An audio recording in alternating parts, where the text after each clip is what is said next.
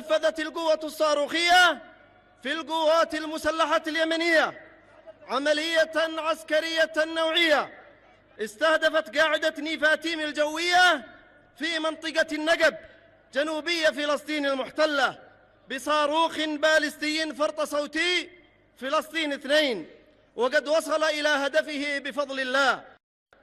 وبعون الله تعالى نجحت دفاعاتنا الجوية في إسقاط طائرة أمريكية النوع MQ-9، وذلك أثناء قيامها بتنفيذ مهام عدائية في أجواء محافظة الجوف فجر اليوم الجمعة. وبهذا يرتفع عدد الطائرات الأمريكية التي نجحت الدفاعات الجوية اليمنية في إسقاطها من هذا النوع إلى 12 طائرة خلال معركة الفتح الموعود والجهاد المقدس إسناداً لمعركة طوفان الأقصى. إن القوات المسلحة اليمنية مستمرة بعون الله تعالى في إسناد الشعبين الفلسطيني واللبناني باستمرار فرض الحصار البحري على العدو الإسرائيلي، وكذلك العمليات العسكرية الإسنادية ومواجهة كافة التحديات ومواجهة كافة التهديدات المعادية، وأن هذه العمليات لن تتوقف إلا بوقف العدوان ورفع الحصار عن قطاع غزة، وكذلك وقف العدوان على لبنان.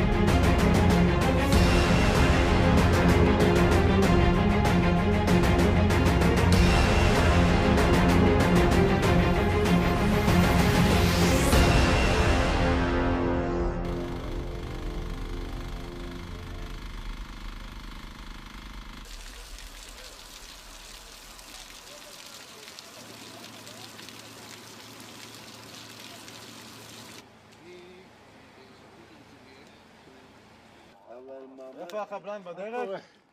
לא היה הרבה.